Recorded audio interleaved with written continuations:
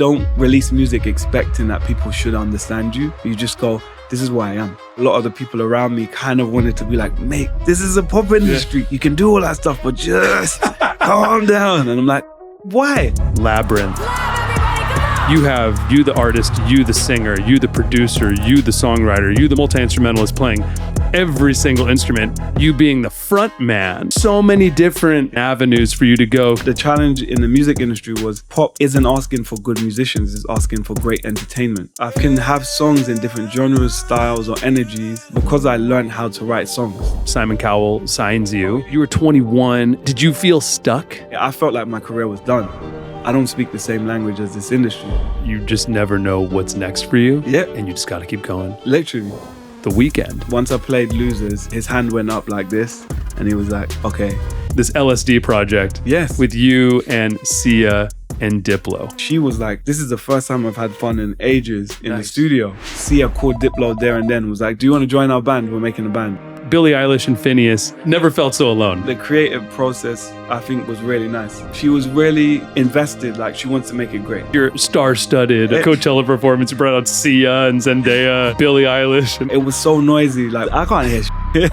So now here we are, 2026. You have successfully deployed the Cosmic Opera. Is that you doing all the string and horn arrangements? Yeah, that was me. You score Euphoria, Still Don't Know My Name comes out, becomes a hit, Formula comes out, and then you famously, Instagram, I'm done with this industry, Columbia, double Euphoria, I'm out, thank you and good night. Yeah. What happened? Go. Wow. Let's bring podcast. Love kicking it, man. Let's go. What is up, everybody? Elmo Lovano here, and welcome to the show.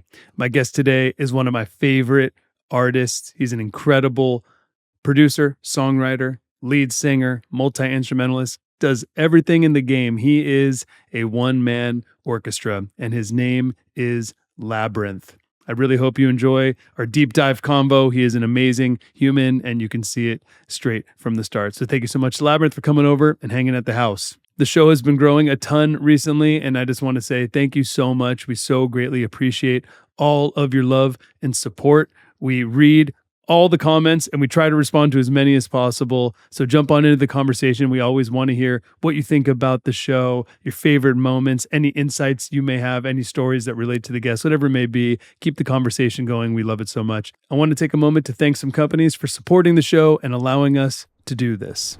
I'd like to thank our friends at DistroKid. DistroKid is the easiest way to get your music on Spotify, YouTube Music, Apple Music, Amazon Music, and 150 other platforms worldwide. For as little as $2 a month, you can release unlimited songs and keep 100% of your earnings.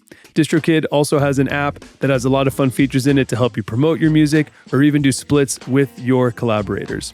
So if you'd like to check out DistroKid for 20% off your first year, you can go to distrokid.com/VIP/Elmo. Thank you so much for supporting the show. This episode is brought to you by our friends at the Pod Company and their product, the Sonopod. One thing every musician knows is that staying healthy on the road is not easy. Long flights, late nights, rehearsals, tours, all those things take a toll on your body, which is why I think that the Sonopod is such a cool idea. It's a true dry heat sauna that gets up to 185 degrees, giving you that traditional sauna experience, but it packs up into a travel bag and is able to set up in just a few minutes. Whether you're on tour, traveling for sessions, or just tight on space at home, you can take the Sonopod with you and keep your wellness routine going wherever you are. It's made from 100% natural cotton, and people use it for recovery, muscle relief, better sleep, and just overall health and wellness. Right now, the Pod Company is offering Go With Elmo listeners a huge discount.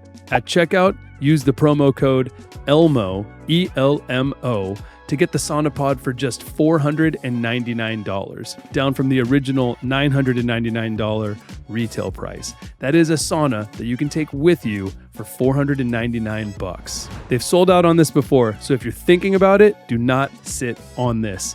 Sit in the Sonopod. Check out the link in the show notes below, and don't forget to use code ELMO, ELMO, to save. Thank you so much for supporting the show. Without further ado, here is my interview with the amazing Labyrinth. My guest today makes music that sounds like Church in the Sky and brings tears to your eyes. He's worked with Sia, Beyoncé, Billie, The Weeknd, Zendaya, all while creating a cosmic opera along the way. I think he has access to sounds the rest of us aren't allowed to use. Try to recreate them, you will lose. The man who turned outer space into a choir and emotion into a fire. Well, today we're going to dive deep like we're programming synths, make a ton of noise for Labyrinth.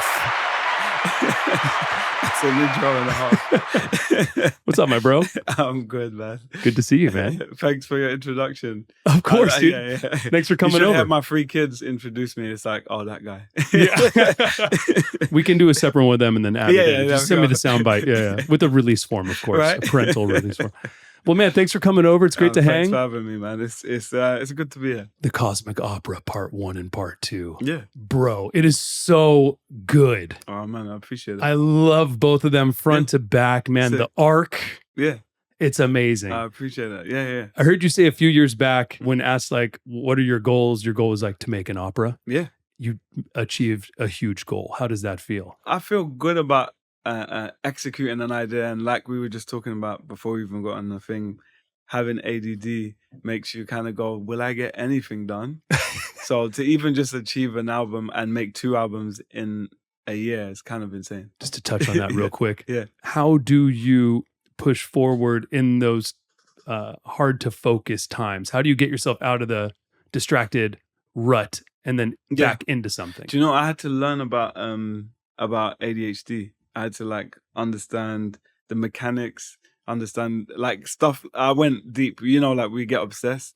So I was like, oh, what is ADHD? And then I started learning about dopamine and the limbic system and the frontal lobe and all of this stuff, just to understand, okay, cool. Like my brain doesn't produce enough dopamine to stay focused. So I have to find ways by like not allowing myself to kind of get too lost or get too distracted by like unnecessary things that are not going to get the record done. So I have to zoom out constantly and just be like, okay, are we finishing this or are we just tinkering? You know? Yeah, and so that usually gets me through it. And then also do you know about the Pomodoro clock? No. Okay, there's a clock and it gives you, it's about an hour. Okay. And you just wind it up and you do 25 minutes of work, and then you take like either a 5 or 15-minute break. And usually they found anyway that it gets you, it gets things done way better than just like trudging away, you know? So you do a scheduled 25 minutes of focus, no distraction. And you leave the phone. If you have an idea, then you just write it down and then like move it out of the way. But you focus on one task for 25 minutes. Then when you come out of it, you take a mental break, and then you find that like you get things done much more efficiently and without like fatigue. Amazing. Yeah, it's really helpful. Because this thing sucks. Bro. The worst. So that's why I had to have the clock. Yeah. Because I had it on my phone. I was like, 25 minutes, Instagram. What's going on? Yeah. Like, what are you doing, mate? What was I doing? I like this song. So we need to buy analog clocks. Yeah, it really helps. Or use the watch that's on my wrist, which I don't use actually for time. Yeah. Oh, is that what? It's just for swagger. He's just fashion like, and swag, baby. Beautiful. Fashion and swag. A little bit of a flex. I like it. It's tasteful. Thank you. It's a 1962 vintage Omega. Sick. Got it in Japan a couple months ago. The Japanese keep great 1940s care vibe. of their stuff. Yeah. You have one? No, I don't have one. I lose too much jewelry, so I just kept it to like these 2 rings. Nice. Because I like if I take them off, they're gonna be gone somewhere. Yeah, they're gone. Yeah, I've lost a bunch. All right, dude. Well, we're gonna take a question from the audience. Yeah. And the audience is a mutual friend of ours, a drummer. It's Kaz Rodriguez. I called Kaz this morning and I was like, yo, Lab's coming on the show. Sick. Give me a question for him. I love that. So this is from Kaz Rodriguez. Kaz, our boy. Shout out to Kaz. Okay, he says, I'll try not to do it in a British accent, in the Kaz accent. No, go for it, man. I love doing Kaz's accent. He's got a great voice. Okay. You care a lot about drum feel in production and live. When a record is built on samples and electronics, how do you get that feel to translate to a live drummer? Do you know what I find that drummers usually understand? Like because they spend their time figuring out swing, figuring out like kind of how to stay consistent. So I find that when I'm transferring it, they're usually explaining it to me like, oh, do you know what you did here? And I'm like, oh, really? And I usually work off of feel. So for sure. I wouldn't like break down like, you know, the time signature or where it sits. I'm just like, this feels right to me. And then we kind of have a chuckle over like what's even happening, you know? When it comes to your live show, assuming you want the drummer to try to hit the feel of the record, because it's very specific with your songs. Yeah, with live, like it depends. Like I like it to be live, but I also like to have the sound of the record. So I found ways like with, of course, like main stage and like kind of blending certain things. I don't use track in that. If everything that I'll do on stage will be played. But I do like using the original tones because they were made for that reason. So I just find a way of making sure that translates on stage. Sometimes that's really hard though, because there's a difference between a live drummer using sounds that have been used since the dawn of time, or at least the 50s or the 40s, and then a drummer having to trigger sounds that may not be a drum sound. Like, you know, like just, if you use a snare and you're just going, whoop, it's like, okay, how do I place that and how do I not have drum fills in between that, you know? Absolutely. So it's just them knowing how to like sometimes be a robot, and then sometimes we're bringing live like kind of tom or acoustic instruments into the fold.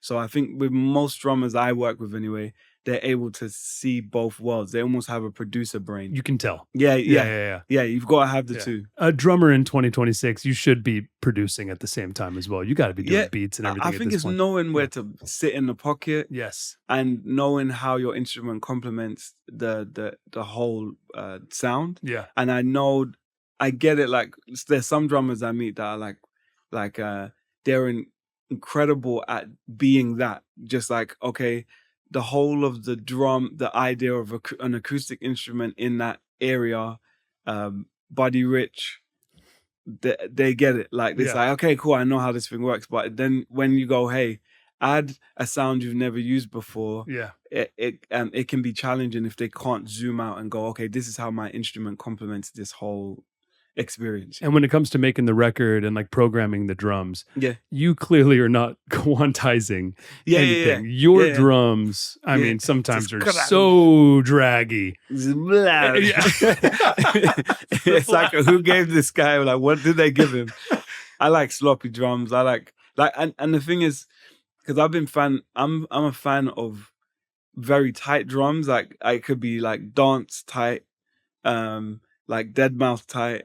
And then it can be sloshy like J Dilla or like early Neptunes, where it's just like, I remember hearing Neptune's records and we would be like, put a click on it and you'll be like, what's the snare doing over there? Like it's not even close to the bar, you know? For me, it was like capturing a feel is like really, it kind of just, for me, it just brings the record alive. Absolutely. Yeah. I can hear the Dilla elements of it, but at the same time, you're in such a different tempo. Yeah. And so for me, it's more of, the way I look at even rhythm or sound or harmony is like, how do I understand the source of the language? Because I can make a Dilla beat and I've studied it and I've like, you know, ingested it, but then I go, okay, cool. How would Dilla sound like I don't know, doing a in the middle of an orchestra, or how would Dilla sound you know, like producing Deadmau5? Like, and I'm like, okay, what would those two things feel like, you know? Yes. So I always enjoy the idea of going, I love the source of the information and how do I place it somewhere that it's not supposed to be. I love that thought. Yeah. Just the concept alone of that. Yeah. How important do you think it is to think like a producer when you're building your live show? When you're building a live show, I think both thought processes are useful. Like I think if you think like a producer too much, you can come up with a very dead show. And a producer type show isn't the same as a live. like kind of like jam, like what you put on. Yeah. When you go to jam, it's a very different experience because sure. you're not producing that experience. It's kind of loads of different elements playing off of each other, you know? And there's it's not rehearsed. Like, you know, like even their mentality is not rehearsed. Of course, you rehearse your chords, you rehearse your scales, and that's what every musician's going to do in the comfort of his own home. But just like we learn to speak, for me, performing or playing, like doing a jam, is learning how to feed off of each other. With and feed off energy. And so you know your instrument enough to be like, okay, cool, you're going there. Okay, flat third. Okay, cool, I'm ready. You know, like and so I really enjoy that. But then there's being able to like production. Sometimes thinking like with production is you have to know where these elements sit and why they're necessary when you're thinking more of from an electronic point of view. And there's less. Electronics doesn't always sound great with mess. Like when it's messy and clunky, it can get very like you know, like your velocities are different, and the way a snare rings is very different to way like an you know, an electronic snare rings. So you have to know how to make it snap, how to make it feel right, even know how to kind of use the idea that you know, like an electronic snare isn't it isn't going to feel as fluid as like an acoustic snare, which is bringing out so many different harmonics every time you hit it. That's a very different experience. So like a very experienced producer or drummer or musician is going to be able to go, this is not necessary. I can't do gospel chops on doesn't really work on a Lin drum. It's like, bro, come on, Lin drum. You're gonna be like, bro, chill, man. Jimmy Jam can do that, actually. It's hilarious. And you're so unique because, I mean, all the Labyrinth fans know the multifaceted person that this is. But, you know, if you're not deep in the Labyrinth world, like, I mean, you the artist, you the singer, you the producer, you the songwriter, you the multi-instrumentalist playing every single instrument, you being the front man. Yeah, no, it's intense. So many different thoughts and avenues for you to go, because I'm assuming when you go into record mode, you're just thinking about the record and the song. You're not thinking about live. It depends. It depends on the type of record. I remember saying to some of my management at like a long time ago, it kind of is like all the musicians are arguing. Like it's like you got Motown in your head, and it's like the bass player's like, that's whack, man. I ain't feeling that. And the guitarist wants to play loud, turn up his amp, and then the drummer's like, I don't even have time for this. I study that. There's like a 20-person band in your head. There's all that. Does that sound right? Are we? Well, I'm just playing the same thing over and over again. But for me, it's not that I think it's arrogant for a musician or producer to want to play everything. The only reason why I do it is because I have an idea. So like I don't look at myself as a musician at all. It's more the way I even got into playing instruments was that I would call my brothers and sisters, because they're all incredible musicians, like I can't touch them. But and then all of their friends, and I would be like, hey, I need a guitarist for this song.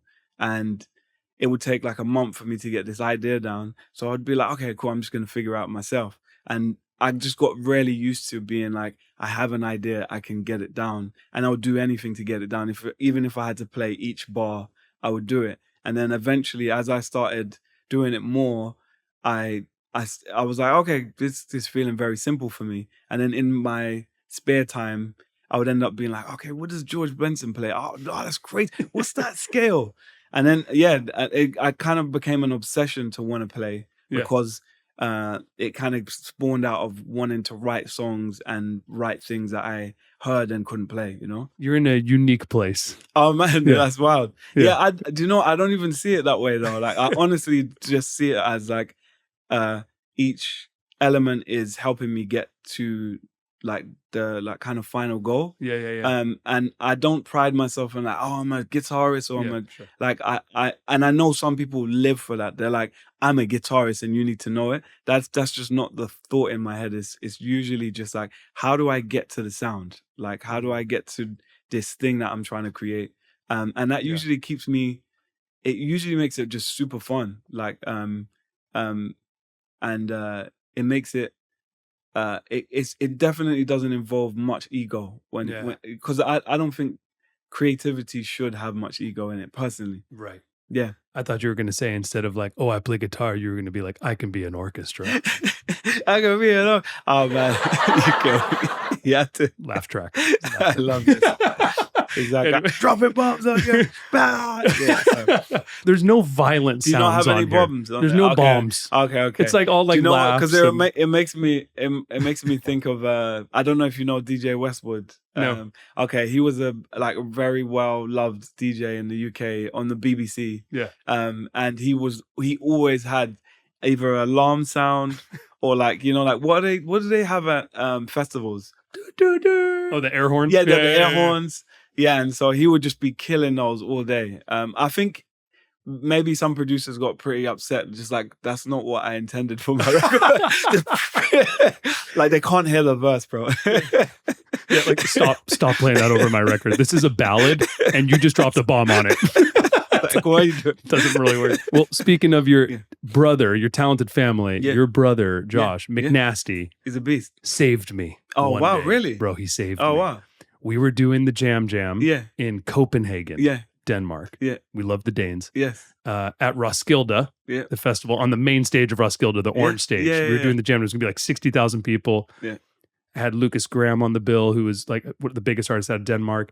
I had the Free Nationals as the house band, Edison Pack's band. Yeah. And I had, I always like fly in like my favorite musicians. The Jam's always like a mix of the country or city that we're in, and then the international collab. I love that. Yeah. So I had the Free Nationals fly in, and I was flying in on drums, Chris Daddy Dave. Yeah. Chris Dave missed his flight. Anyways, Chris misses his flight. I need another drummer, but I'm in Denmark, right? Wild. So I was like, man, who's an epic drummer? I can't fly someone in from the States. I need to fly someone in from like London. I was like, who would be the best in London? Like who? McNasty. That's crazy. Yeah. Called him. Bro, he flew in immediately. Amazing.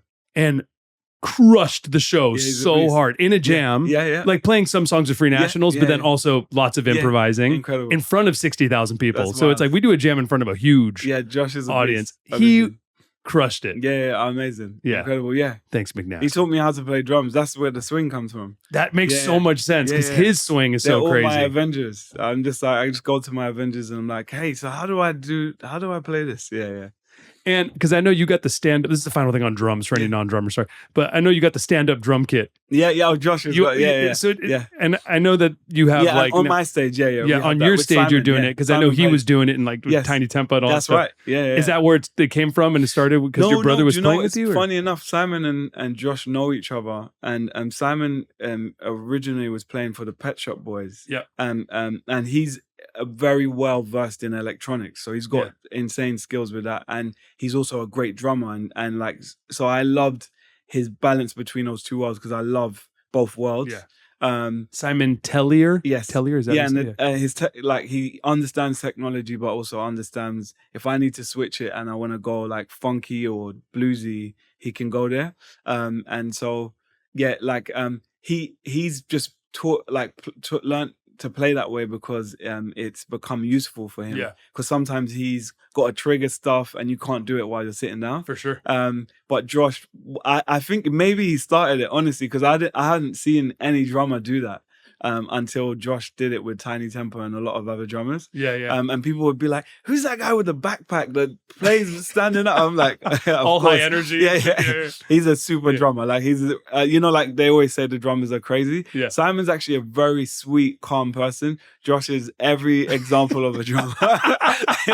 Every example He's like a high energy. Like everyone always remembers Josh. I went to one of your rehearsals. I got invited at Center Staging. You weren't there. It was like a production day or whatever. And I got to play on the kit, on the stand-up kit with Kaz. Yeah. Kaz is a beast as well. Yeah. Kaz is a beast. Yeah. And it was so fun to play on the kit. Yeah. But then, like, of course, you're like, your left leg falls asleep. Yes. You're sitting there trying to keep your balance. But so fun to play on that kit, man. It's like an MPC with sticks. MPC with sticks, and then like kind of like bass organ, just like moving your foot around. Let's go back to the beginning. Go for it. Born Timothy Lee McKenzie. Yeah. 4th of January, 1989. Raised in a 9-child Jamaican heritage gospel household in Hackney. Yeah. That you call an unofficial music school. Yeah. You sing, you play piano, you play guitar, you play drums. Famously, you produce and just do everything yourself. Father's a musician, mother's a musician, home filled with gospel music, all your siblings playing. You have a band called Mac 9. Yeah, we did when we wwere kids. Yeah. Family. Super fun. It's mad fun. Where are you in the 9? I'm number 7. You're number 7. Yeah. That's a lot. I know. You began making music around 13, 14? Kind of earlier because I was around my brothers and they used to bring me to the studio. So like, but I remember those times, like specifically then where my brother used to bring me to the studio to rap. Mac 1, and he was kind of like ciphering with all of his boys, so I would just follow in his footsteps, and he introduced me to the MPC 2000, and I was just obsessed like with the Proteus. I don't know if you know the Proteus. I used to rinse a Proteus in the MPC, and then he introduced me to Logic, and I was just like, okay, I need to make music. What a great thing to give a teenager. Yeah, it was super fun. Like my house was very much like, if you stood in the middle of my mum's house at the time when I was a kid, you would have my sisters upstairs singing like all the biggest R&B hits and I don't know, all the biggest like kind of sing-song, Celine Dion, you know, like Whitney Houston, all that singers, stuff going on. The real singers. The singers of that, like just before that era anyway. And then downstairs, my brother would bring all of his like kind of music, like his friends that were like great musicians, jazz guitarists, drummers, bass players, all down in the basement. And then my other brother would be producing in the next room or like ciphering, rappers, everything. So you would kind of stand in the middle and just choose which room you want to be in. That's so great. And like, what lesson do you want? You know? It's all opt-in and option. Yeah. And for me being a kid, it was just like, it was kind of Christmas every day, like for music. And I would just go into whichever room I wanted to learn something from, you know? You get success at an early age. Yeah. Like you start producing records. Pass Out is your first like breakthrough, right? With Tinie Tempah. Yeah. You were 21 when that came out. Yeah. Which is crazy. It hits number 1 in the UK. Yeah. But that's crazy. Yeah, no, it was wild. And then you had Frisky and you got a feature. Yes. And that's number 2. Yeah. And like, so how did that happen with Tinie Tempah in those early days? Was that because like, was your brother already playing with him? No. I had produced an album for an artist named Master Shorty, who was like a kind of like definitely forward thinking in that he wanted to make Parliament and Funkadelic type records and kind of mix it with pop and indie music. So his taste was definitely out there. And when we started working together, he was like, most kids around him wanted to make grime or hip hop. Yeah. And he was like, wait, you know like chords and jazz chords and like, and I was just like, yeah, I love studying music theory. So we kind of really hit it off and started working on an album, and that got played to a bunch of kids that were going to like theater schools and kids that kind of were like very connected to like labels. Yeah. So they were all going to the labels and playing this music that I was making for these kids that kind of come to join me, and they started getting deals, and then the labels were like, who's this guy that's making all the music?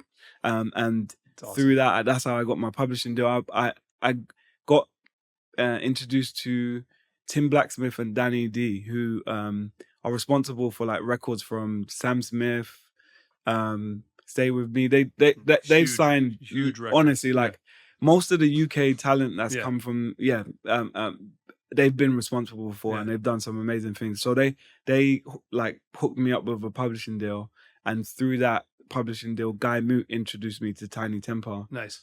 And at the time, what was happening in the UK is that grime music was not very popular. Like you would literally like people would go to they'll go to the club, they'll play all American like hip hop and R&B, and people go crazy the whole night. And they put on a grime song by a grime artist, and it would literally, the floor would clear, and it would just be guys with hoods, like smelling so bad, because it's like, why are you wearing a hoodie in the middle of a club? Like, it makes no sense, bro. And they would wear like 4 layers of hoodies to look bigger. A lot of guys would. So imagine a skinny ass guy but he's wearing a hoodie just to look sweating. a little bit more bulky. But it's like, bro, you smell so bad because. And then he's trying to hit on chicks, and chicks are like, bro, like, what are you doing? But like, they would play grime, and then the boys would just get super like, just like gnarly and start smashing into each other, and then the girls would leave. And I was like, what is the records that can happen in between that? Like, how do we blend those two worlds? And me and my manager at the time, Mark Williams, who was like very well respected in the like dance and like kind of acid days, basically. He's him and his friends created a group called Homeboy Hippie and a Funky Dread, and they became really popular amongst the like kind of 90s scene. But we was kind of talking like, why is grime not resonating? So I was like, okay, let me make a record that complements the both, but still has like English kind of tags in it, so that like it would be like kind of hip hop like energy or hip hop swing, but then go into like drum and bass at the end, or have dub kind of influences. And once we played it to Tinie's manager, like A&R, he lost his shit. It was like, this is crazy. But no one necessarily believed in the record because grime and urban music was very much a dirty word in the UK. It was most of the artists that came out at the time. It was very much like, if you were a black artist, you were singing R&B, but it was like a middle-aged white man's idea of R&B. Like, and it was very, very like, very just, it was an R&B basically by the end of it. At the time, it was kind of surprising to hear a record like that kind of was really aligned with what was going on in the scene. And it just went crazy, man. But it moved so fast for you. Yeah. June of that same year, just a few months later, Simon Cowell signs you. Oh, yeah. Same year. I didn't even know. I don't even remember the timeline. That like dropped in like February, the Tinie Tempah track? Yes. And then June you were signed to Simon Cowell. That's right. Yeah. It was so fast. It went off. It went crazy, yeah. And like you were Simon's first like non-talent show signing in like 6 years. Yeah. And you were 21. It's moving real fast for you. Like you dropped Let the Sun Shine in September of the same year. Yeah, that was definitely a curveball. And hits number ADHD. 3 in the UK. I know. Even the sound choice though. Yeah. Like, no, it makes me think of that because I'm like, going from Pass Out to Sunshine was definitely, that's my bag. Like, I definitely am a bag of Skittles when it comes to making music. For sure. I don't discriminate on genre or like demographic.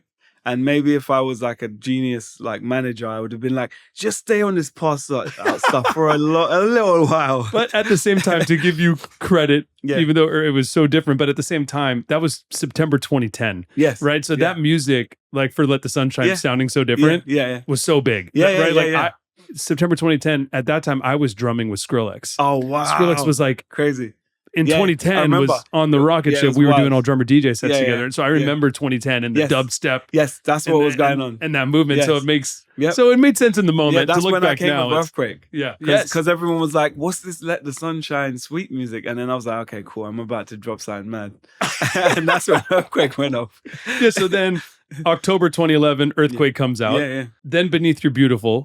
You were in this moment, which, as you've said, was not, I guess, where you wanted to be, right? Like musically. Like you had this quick success. You're really young though. I'm assuming you're incredibly impressionable. Right? Big time. Yeah. Did you feel stuck? Kind of like, I think what we said with maybe ADD or masking, is like, when you're a fan of music, you don't care about the genre, you don't care about the style. It's just like, did it catch me? Did it get me? So I think my taste and my palette was so broad. And when you bring that into the music industry,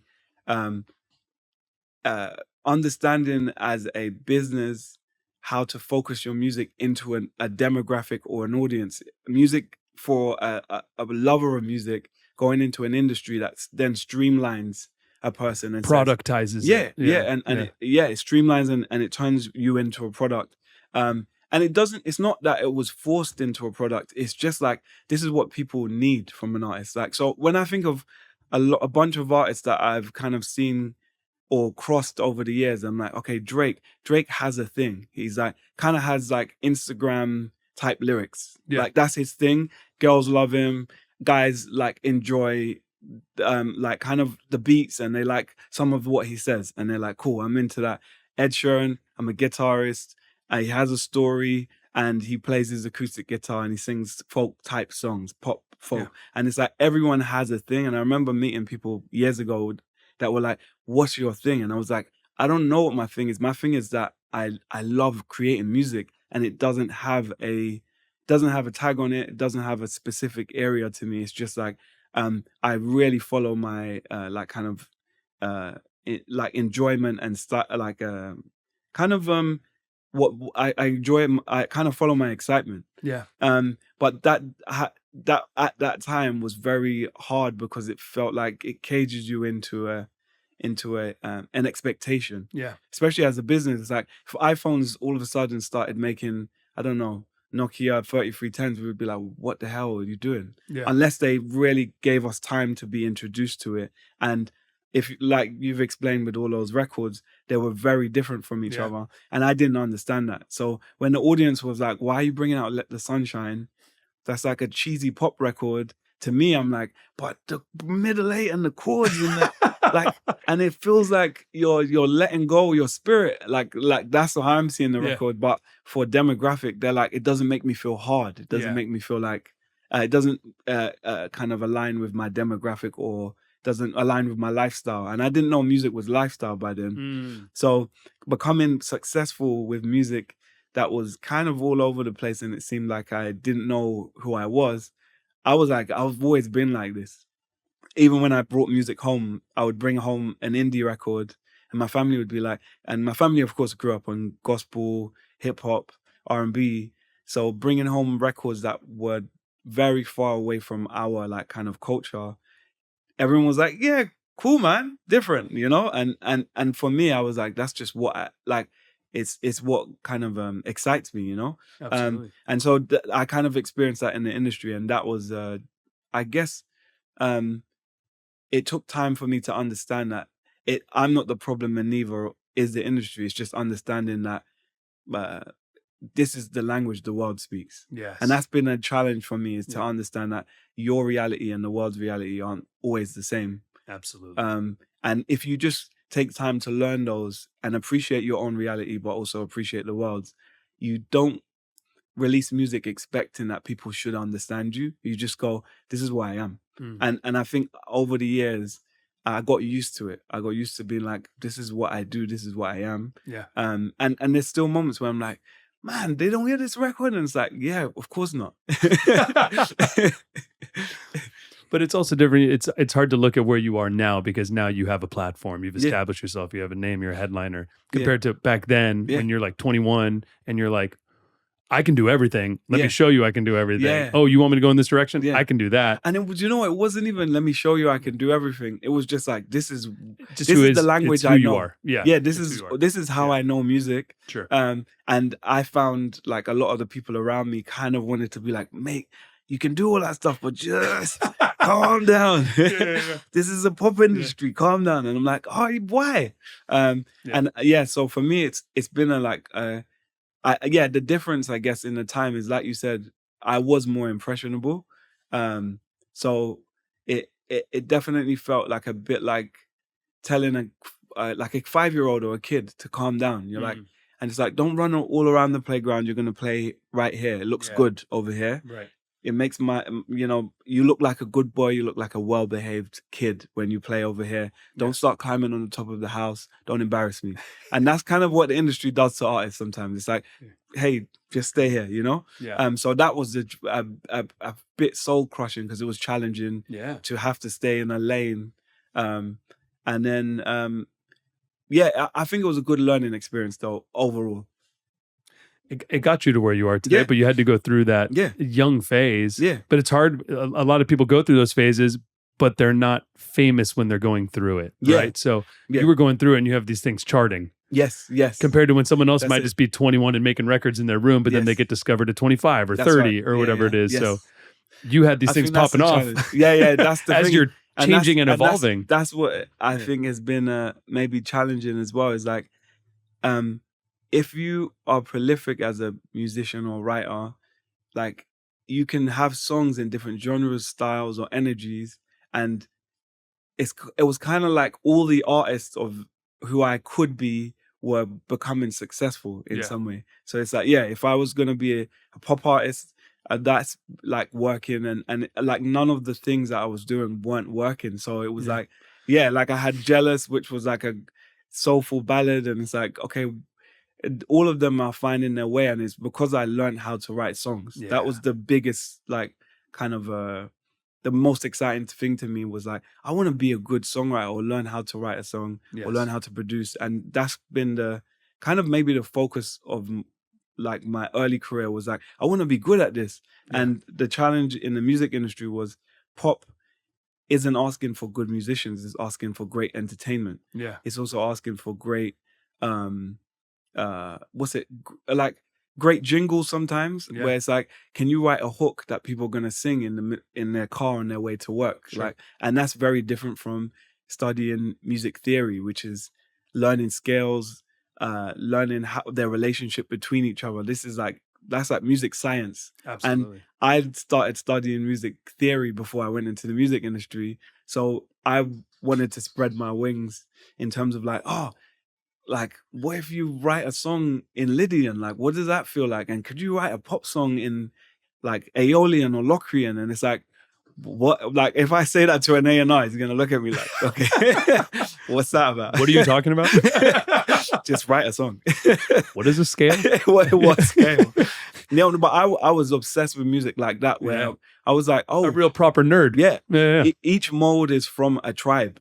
Like in music theory, each mode is from a tribe, and I that was fascinating to me. So walking into a music industry where you are studying theory and understanding the relationship between notes and intervals and all of this stuff, and time signatures, and then you walk into an industry that's like, we don't care about that shit. Where's the song? Why are you not in a car with tinted out windows and women and drugs? And I'm like, that's not really, I'm not obsessed with that. Like that wasn't my focus, you know? But then that life was kind of pushed on me, not like directly, but it was just kind of, that was the way the industry worked. And so you kind of walk into this room and you're like, am I supposed to be in this room? Because this is not what I trained for. At the same time, you start getting so much praise in those years, right? Like the industry, of course, and you get fans, but you also have like Adele and Jessie Ware, and then of course the Weeknd, right? So in 2015, you work with the Weeknd, you produce and feature on the Weeknd song "Losers." And then you also do the Stargirl interlude, which to me, when I listen to that, I'm like, oh, I really hear the lab. I really hear the lab in that. And that's with Lana Del Rey as well. How did you end up working with the Weeknd? Actually, my A&R now, who before wasn't an A&R, he was a publisher, and he had a publishing company called Songs. And he was like responsible for Ron Perry. He was responsible for Ron Perry and Carrie Ann and all them. Yeah, he was in a South Park episode. With Lord. That's the best way to legendary find publishing group that then sold. Yes, that's right. But I was there when they sold. Like I was around that time before they sold, and he introduced me to the Weeknd, and this was after like my first album, and basically like what we were talking about, where I went through that kind of process, and I was going to the difficult second album, and I'd experienced like fame and hype and all this stuff that I wasn't really kind of prepared for. And the second album was feeling difficult because I was like, okay, what do I write now? And there was loads of pressure at the time, and I just, my brain got so exhausted that I was like, I'm done. I'm going to LA. And before that, I went to go to Nashville to write with Josh Keir and Natalie Hemb, and that's where we wrote Jealous. Nice. But I was kind of searching for like things that can help me develop as a writer, because I just was like, I want to be a good songwriter. That was like the biggest focus. I want to be a good producer and a good songwriter.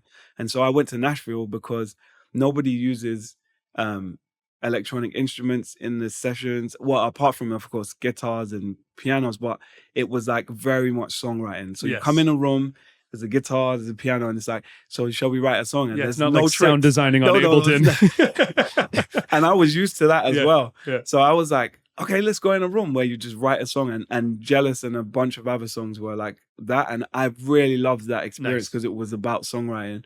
But that song, Jealous, came out, and that was supposed to be part of my difficult second album. But I just was like, my head was just hurting so much that I was just like, okay, I'm done with this. And that song just went on to do its own thing. But Ron was like maybe watching from afar, and brought me and my manager over to meet The Weeknd. I played him Misbehaving, a record that I had on my was it my third album, and I played him a few others. And then once I played Losers, his hand went up like this, and he was like, okay. And I was like, okay, you're feeling this one. And then, like Ron kind of connected me with another girl, Noah Cyrus, who's like a good friend now. Miley's sister. Yeah, Miley Cyrus's sister. And we wrote a song called Make Me Cry. So like, he kind of just put me in with a lot of people, him and Adam Lieber, who also introduced me to the Euphoria crew. So these two guys like were like really instrumental in just kind of like, because of the love of what I did, they were just like, you need to go and meet these people. Like, your sound is crazy. That's awesome. And before that, in the UK, I felt like my career was done. Honestly, I was like, it's over. I don't know where I'm going. I can't make this second album. So I was literally in a little bit of a lull where I was like, I don't know how to stay around as an artist, because I don't speak the same language as this industry. So that was like a big moment for me where it was like, I went to LA. Nobody cared about who I was because Taylor Swift was there and all these massively famous people was there. So it was like, I kind of got to be a normal person again.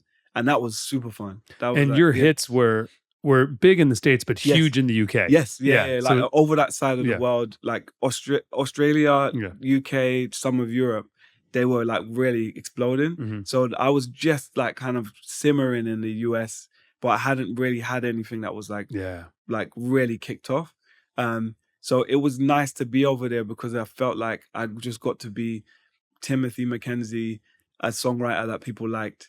And then I just got to work. I just started writing with loads of people because it was like a great distraction from this album. Yeah. And then it turns out that album kind of produced like weird hits. Like, well, 2 of them were on was on Euphoria, or 3 of them were on Euphoria. 1 was like on this Big Apple commercial, and then one that Losers was supposed to be on this Misfit album. So like there was a bunch of records I made for this album that literally were gonna get like That's so crazy, man. They literally, I was like, I'm done with these records, and then they turned into the records that kind of changed my life. There's a big life lesson there where you just never know what's next for you. Yeah. And you just got to keep going. Literally. You just got to keep going. Yeah. And when I look at your career arc, yeah, you have these huge platform years, right? You have 2010, as we just talked about, it was just like all these things happening. Yeah. And then of course, 2011, 2012, 2013 is like you're climbing. Yeah. You're climbing in that, but it really feels like 2010. Yeah. And then the next one is 2019. Yes, that's right. And your 2019 year is crazy. Yeah, it was wild. Yeah. In 2019, essentially, the gap between Electronic Earth and Imagination and the Misfit Kid is from 2012 to 2019. You have so much developing in that time, like in your head, in your laptop, in your hard drive, in your everywhere you're going. And then you somehow put this project together, this LSD project, with you and Sia and Diplo. Yeah. How on earth did that band, that supergroup, come together? That was part of the Ron Perry, Adam Lieber phase. But before that, actually, it was Tim Blacksmith. I wasn't published by him at that time, but he introduced me to my now manager, Jonathan Daniels.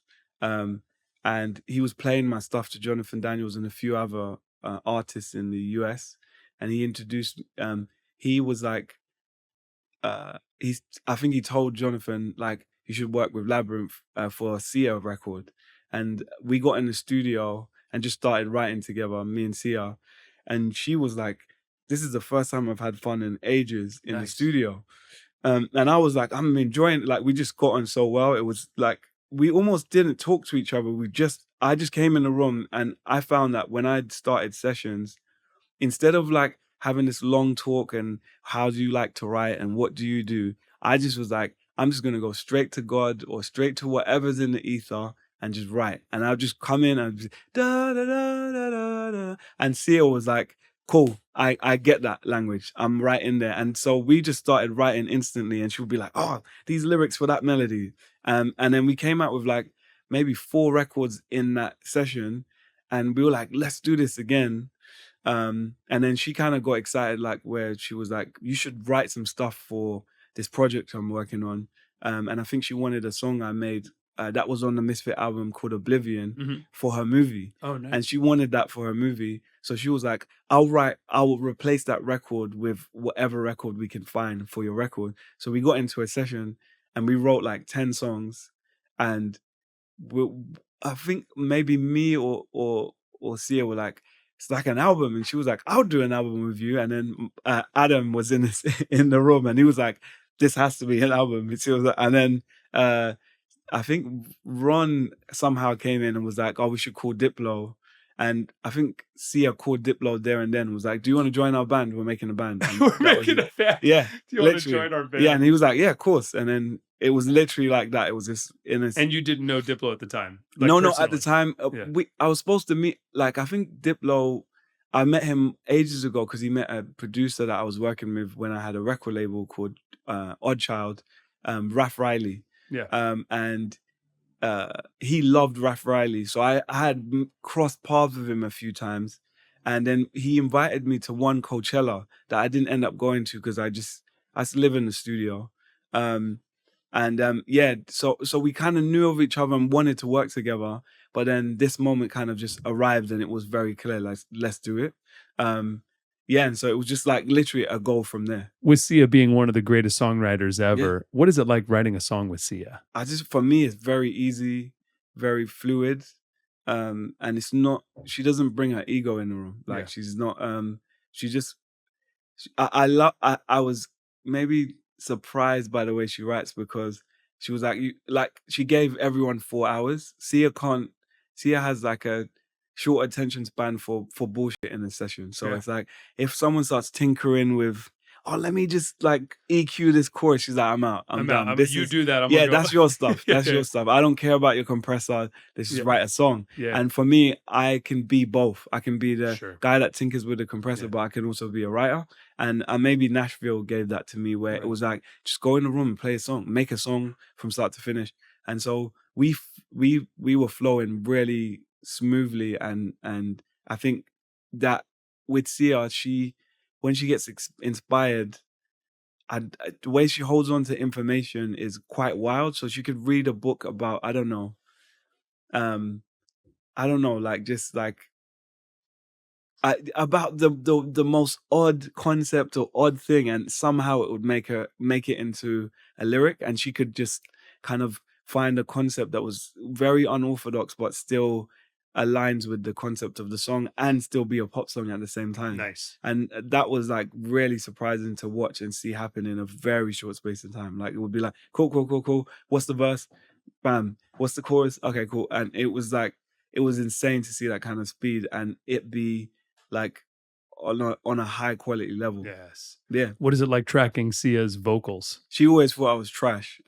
She didn't say it to me, but I was trash at the time. I was still working on my audio recording. I wasn't the best audio recorder. So like when I see the work that her like engineers would do, they're slick, they're quick, like cut that little pop out, bam, the harmonies just like align the vocals. The way I would record for myself, I'll just sing over and over again until it was right.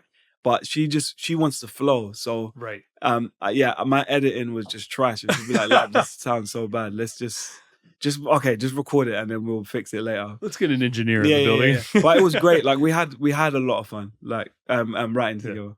So then Diplo joins the band. Yeah. You guys already have a group of songs. Yeah. So Diplo just starts producing them, programming on them. Like what happens? Yeah, he added a few like we had quite a few songs, but he added some songs to the album, and the songs he added just like that knock and that dance energy that we didn't have, because we were more in the songwriter lane.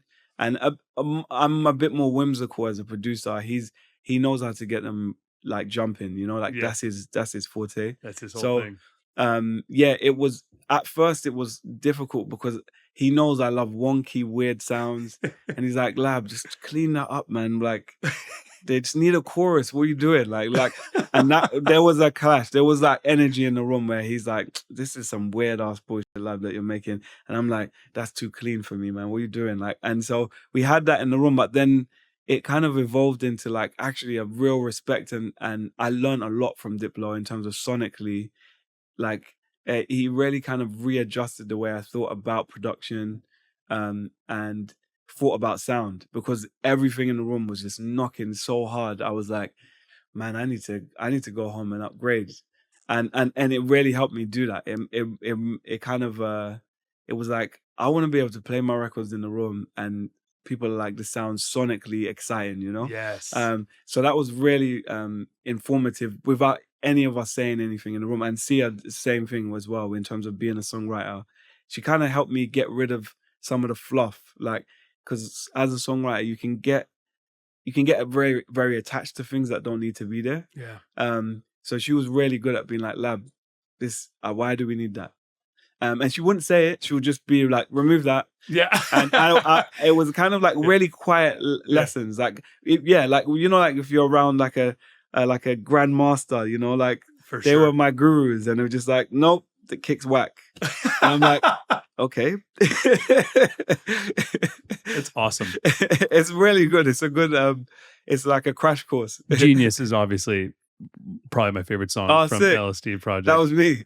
Yeah, I love that one. Oh, sick. Yeah, because I was looking at the credits. I'm like, well, you're programming, he's producing. You're like I was wondering how does Genius come together? I think when I played it, I think he hated it, honestly. Like it was because it's so weird. Like I make weird stuff and I really enjoy. I love making pop songs with like tritones in them, or like, I like modulating out of the scale. And so for producers that want to create a mood, like, that feels familiar, but like produced well, like, that can feel quite, disjointed to some producers, especially if they're not used to working with like, like odd scales, or like, it's just like, bro, why are we, when we're writing a melody around like, I don't know, Phrygian scale, or like, you know, like, Phrygian dominant scale, and you're like, why would you use a Phrygian dominant in a pop song? But I'm like, that's sick. Like I'm super excited, and so I had that with a lot of producers, especially in LA, that are very good at just using very like major scale. They just use the clean kind of 2-4-2-5-1 and just like very safe chords. We clashed because I would be like, why don't we just have like just the most wonkiest chord in the middle of the song? And that I think maybe Diplo eventually enjoyed that, like, because he was like, that's kind of what makes it unique for a listening experience. And then from his side, my beats were just trash. Like, it was so weak, honestly. Like, when I would play it in the room in front of everybody, it would be like, okay, do we need a producer on this? And he knew how to get them knocking. So I think then we really ended up complementing each other, and he took away some things that weren't necessary and helped the song grow, which I think the song needed at the time. How does Diplo get the tracks to knock like that? I think it's years of being around great ears, like him and Skrillex. Skrillex is another incredible set of ears. And producing dance music is very different from producing it's about sound. That's what dance music is. It's very focused on minimalism. And if it's focused on minimalism, you need everything to knock, every element to really shine. And then I think another thing that affected dance was, like, guess in the 90s, people, like, everyone was trying to one up each other because not everyone had great harmonic and technical skill in terms of like, they weren't musicians. They were guys that knew how to splice the right samples together or the right chords together. And if you're battling based on that, you're like, okay, so what's going to differentiate me from the next guy? And it's like, if my beat's knocking next to his when he's playing in the club, then I know I'm the guy right now. And I think it was sound design and production that really set different producers apart. And then eventually it grew into songwriting and like kind of joint, like being able to create an arrangement that took people somewhere. And I think that's where in the dance world, it's like, for me personally, when I hear dance, it's like paramount. Like you need to have a record that translates. And then I know from my world or from musicians I was around, that wasn't the first thought. It was like, they were about harmony, like technicality, complexity, and harmony. Like it was a lot of those things. And I grew up around church musicians and jazz musicians. So that's the thing that would excite them. Yeah. And that's why I found like, even when I listen to like Weather Report.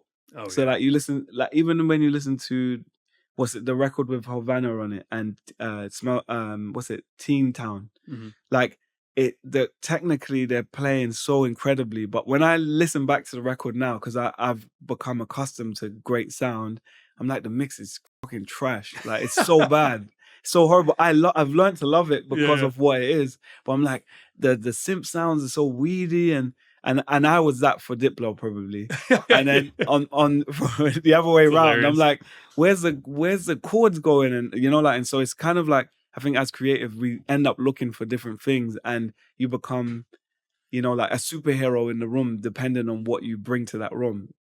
Yes, yeah, and so but I enjoy that because I sit in between those worlds. I get to see how people fall in love with records, like, and different demographics fall in love with records, and they fall in love with records for very different things, Yeah, absolutely. Yeah, I'm sure you see that yourself. Of course. Yeah. Of course, man. As I'm sitting here and I'm getting all tight, it reminded me why I like using the sauna so much and why the sauna pod is great for me. As a drummer, I'm constantly dealing with tight shoulders, forearms, lower back pain, whether it's from a long day of rehearsals, recording, or even just sitting here and sending emails. After a full day of all that, I can just feel beat up. I love jumping in the sauna pod afterwards for 20 or 30 minutes. I actually have my sauna pod set up right next to my drum set, so I can play drums and then jump straight into the sauna pod, sweat it out, stretch, slow my day down, think about my day, decompress. There's so many reasons why I love the sauna and why the sauna pod is so perfect for me. Whenever I do it, I always come out feeling much more loose, relaxed, and I always get a much better night's sleep.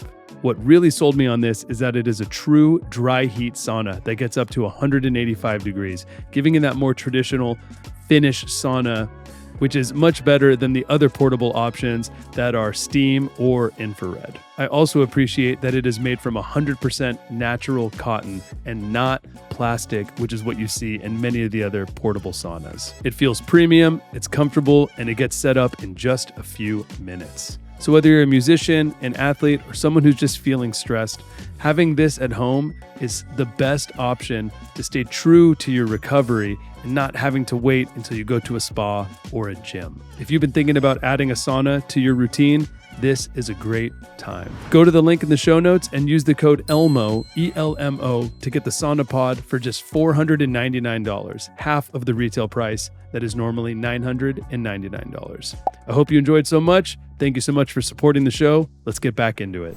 So 2019, crazy year for you. Yeah. LSD drops in April. Euphoria drops in June. Yes, in the summer. Oh, yeah. And then Imagination and the Misfit Kid drops in November. That's crazy. Man. I didn't know it was that. I didn't even know. How did that feel at the time? It felt like they were far apart. Yeah, it was wild. It was definitely surreal because before then, I think my management was trying to figure out how to communicate me. And the music industry was very different. I was coming from my first album, which was on CD. Instagram was just coming in.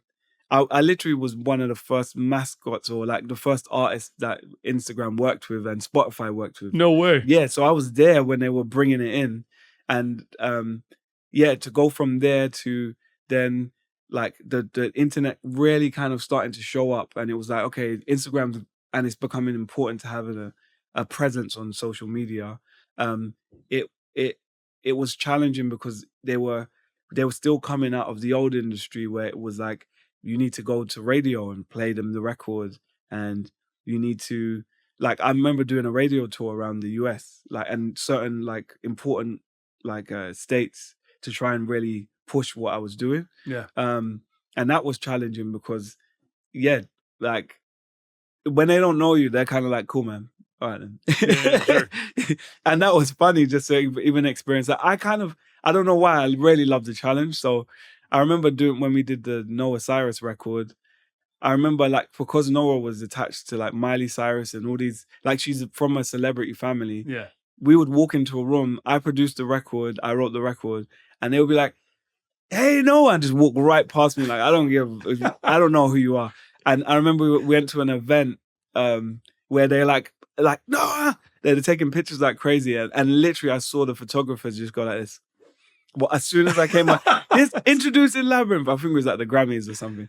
And it was like, introducing Labyrinth. And they were like, and then one photographer was like, Just literally like, sorry, bro, I don't know. he was like, I don't know you. I'm not doing this. This is not going to give I'm not wasting a photo. Yeah, that's exactly what it was. And I found it so funny. I really loved it because it was like, I don't know, I don't have an ego like that, but I enjoy the challenge of like kind of growing. Yeah, sure. And I don't mind being a nobody, like, because I love the craft. Like, Yeah. and so it was incredible to just be like, I was literally like nobody would care that I was in a room when I came over to the States. And then all of a sudden it was like, bro, this work that you're doing is crazy. And just things just started exploding.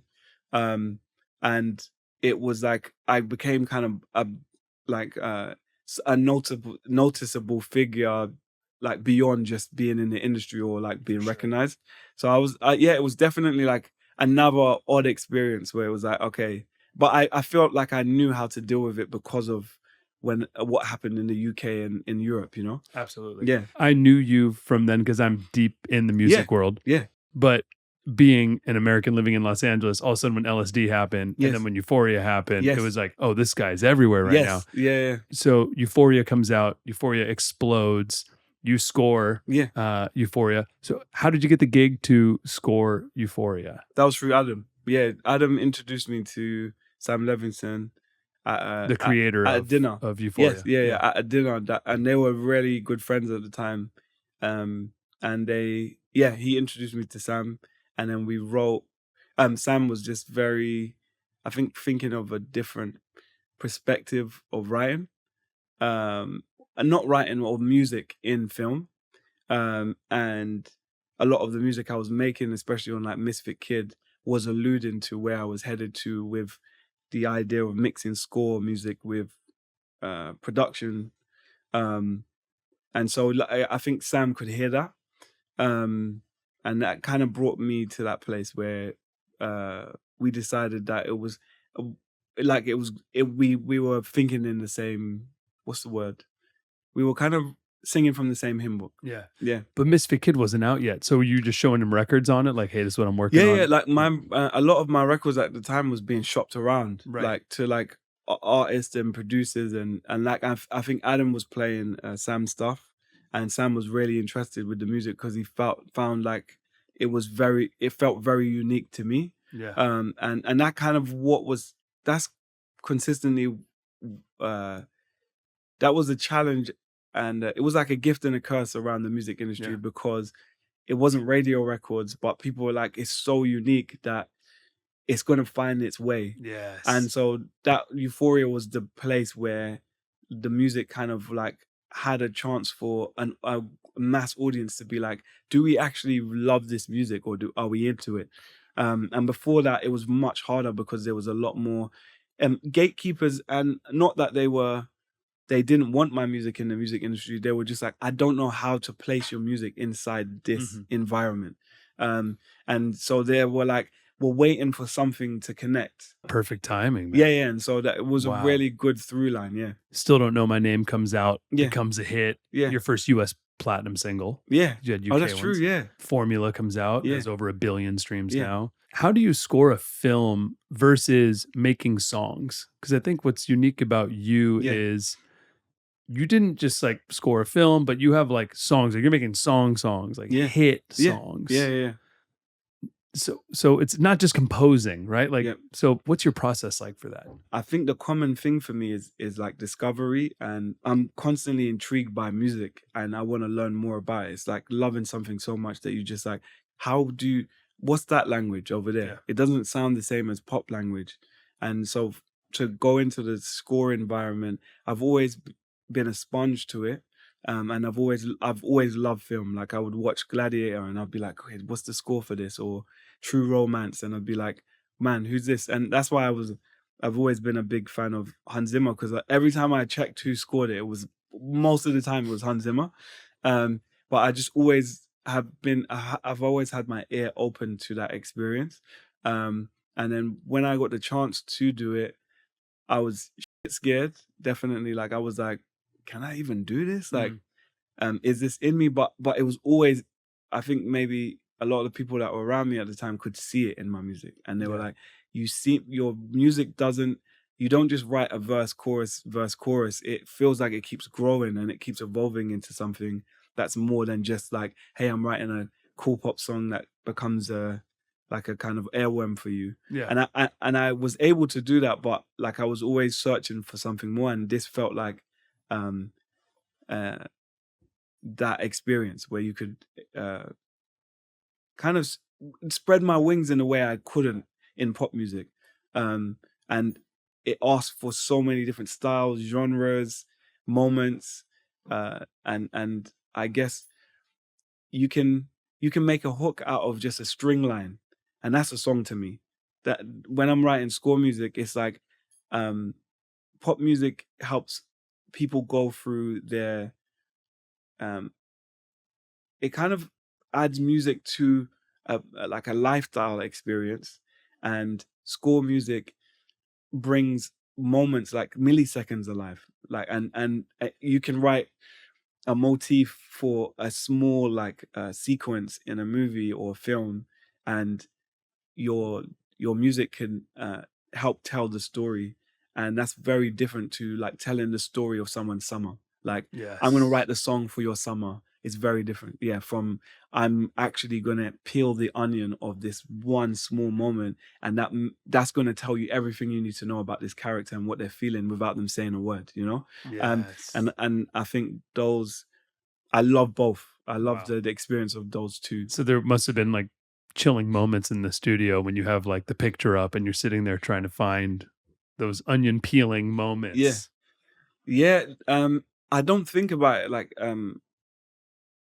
like it's weird because I don't, when I'm scoring for music, I can kind of I'm not aware of it. It's like I black out and I'm listening to the energy in the room and feeling what the moment's giving me, but not necessarily like, oh, this needs to say this and this needs to happen in that way. It's like I zone out, kind of like what I said about my Sia session, where I walk in the room and there's not much talk, there's not much explaining. It's just raw carnal energy of like, oh, I can hear this. This is saying this. What chord? Oh, I'm hearing a Dorian scale. Da da. Oh, okay, cool. And it will just be that I'm following like just raw energy in the room. And it's just a moment you feel it. It's very light. If you try to kind of grab it, it will kind of fall through your hands like sand. It literally will turn into water. But you're just playing with this this feeling, and you're just trying to expand on it without being too aggressive, without kind of like putting too much of a fingerprint in it. That's what it feels like anyway. It's profound, man. Wow. You got to be very delicate with it. Literally. I think the difference between score and like writing pop songs is some of pop songs is that you're trying to get a reaction, and score music is that you're trying to make a contribution. And that's, I think sometimes the joy that I have for score is that pop music has become reactive. It's like, can I make the song that everybody's going to go crazy to or respond to? And that sometimes takes the experience of having this raw experience with music, because there's a motive, and there's kind of an expectation out of the music. And I just love that raw experience of being able to respect music or the tone for what it is in that moment. Like if it's a piano and the hammer is hitting the string, literally, and you can see sometimes when you press a piano key and you see a hammer hit the string, you see a little dust come off, because, you know, like pianos are just sitting there for ages. And even that moment feels like magical to you. And you're not thinking like, how is this gonna make top 40? You're going just like, oh my God, like it's like looking at a flower or nature. It feels that close. It feels that tangible. And that's the joy for me in that kind of experience with music. I love it, man. Yeah. All For Us comes out. Yeah. Originally your own song. Yeah. But then you rework it with Zendaya's vocals. Yeah. You had the marching band, the middle eight. That was crazy. Yeah. Close out season 1 of Euphoria. Yeah. And you win the Emmy. Oh yeah. Yeah. Oh yeah. In the middle of Too humble, my friend. Not even humble. Now you know what my focus is. Yeah. My Emmy is that piano hitting the string. for sure. The hammer. So you win the Emmy in 2020 for outstanding original music and lyrics. Yeah. Man, what an incredible honor. How did it feel to win that Emmy? I never wanted to win an Emmy, because it was never in my head. Like, it wasn't part of the kind of bucket list, you know? Sure. So it was just kind of like, what? Yeah, like, it was that cool. kind of, it was definitely that experience. And we were in the middle of COVID. Yes. So it was lockdown. So I literally was in my little studio, and like I had to make like a thank you video to be like, thank you for this award, looking at this a crowd that doesn't exist, and Mom over there sitting in the crowd. But like I literally was like, this I is love like, you, Mom. Yeah, literally. I want to thank God. But it was definitely a surprise, and I didn't expect it, because I love film, and I love writing music for film for a hobby. I've done it like for years. Like I would just rip videos from online and just write music to it. Yeah. So it was kind of like, oh, like I won an award for doing something that's literally like a hobby or fun for me. And that was crazy. That was definitely wild. And it was definitely like a lesson in just letting go. Yeah. Yeah. And then all the TV people were like, no, you won the award. Yeah, like the award. Do you know what this means? And then everybody else was like, now you need to win an EGOT. We did a Grammy. And I was like, oh, really? Whoa. Like, slow down. I like making music. Yeah. It was that. They're like, you won an Emmy. You're like, a Grammy? Yeah, Is it a Grammy? Yeah. It's a Grammy. How did Euphoria change your life? It changed my belief in the understanding that my music could get to people, because I've always been sometimes a confusing artist for people that listen to my music. And especially with the way the music industry is structured and how people consume music, my output was very odd and very different, and sometimes too surprising. And so it was like, it was nice to see that, okay, if you put my music in all one place, people could understand me.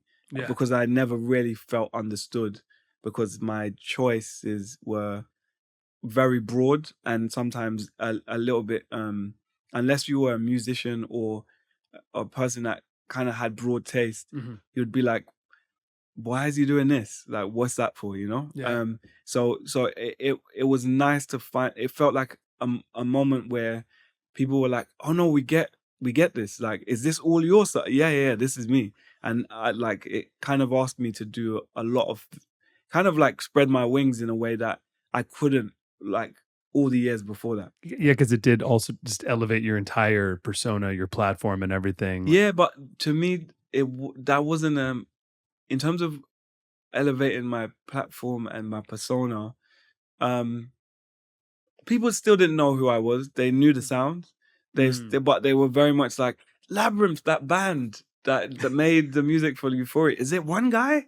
Oh, he's black? What? He's from England? Like, it was that. There was always that. Wow, England? Yeah. He's from that place where the Queen was from. And they're like, no, it's Irish. Yeah. He's Irish. No, he's Australian. That's what happens sometimes as well. When people come from England and they have Cockney accents, they're like, "Are you Australian?" I'm like, it's a different part. But yeah, I think you're comparing yourself to the Miley Cyruses of the world stuff. You're quite successful at this point in time, not just now, but even in 2019, my friend. You're headlining Coachella. It was You're weird. doing some I cool. didn't look at my success in that way. Like, Yes. So I know I'm not speaking in the way that you probably expect, because I'm not really a hype man for myself. I love that. I respect that. But I appreciate how far my music has connected with people. Yeah. But it isn't a focus of my career. Yeah. I understood Yeah. that Euphoria definitely broadened my visibility to a lot of audience that just didn't know about me, you know. Yeah. I think my focus really, like, even while talking to you, and maybe it's a realization in this moment, is that, like, I really have just been focused on, like, how do I make a good sound? Yeah. How do I make a good chorus? Like, literally, that's like usually my focus, and that's what keeps me stuck in a room. And then the stuff that happens around it is like peaks and troughs most of the time, where it's like, there's going to be moments where my music is worldwide, and there's going to be moments where nobody cares. Yes. And I've been, over the years, I've learned to be peaceful with that process. Beautiful. Because, I just enjoy music. I enjoy the different experiences it brings, if that makes sense. But yeah, it really, I think there's a lot of these moments of my music I feel like have brought experiences that were surprising, definitely. You're truly dedicated to the craft and just in love with making music. I would say I'm dedicated to I'm just dedicated to that discovery. Yeah. Does that make sense? You're in, bro. Yeah. How has it been that for you when you were playing? You know what? So I was obsessed. Drums was is my instrument. Lived drums. I started touring when I was 15, and I toured until I was 32, and then I started Jam Card and have been more in like the producing media and events and things and tech and whatever. Because I accomplished a lot of my drumming goals. You know? Yes. And I was so obsessed. I was such a nerd from like 15 to 25, especially. Really? That decade. Yeah.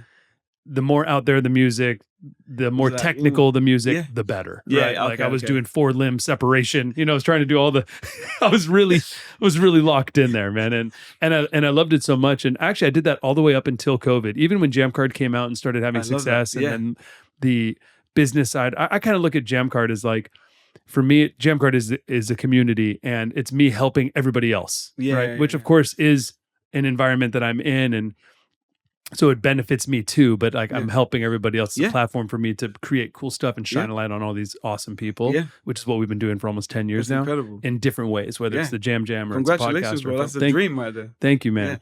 But when COVID hit, and I was alone, because you're an introvert, clearly. Yeah, I am. Yeah, I'm a textbook. That's why extrovert. That's what I even mean when I'm saying Euphoria didn't change my life, because I'm still in a room making. Because you're still in the same room. Making music, maybe a new laptop. Same guy. I'm an extrovert, and I'm a drummer. So even when I was music directing and stuff, everything about what I do is about multiple collaborators. I don't do anything alone. Right? Yeah. I won't focus. So I love being with other people. So when COVID hit, and I was stuck at the time, I was in Montreal for what was supposed to be 3 days, ended up being 3 months. Yeah.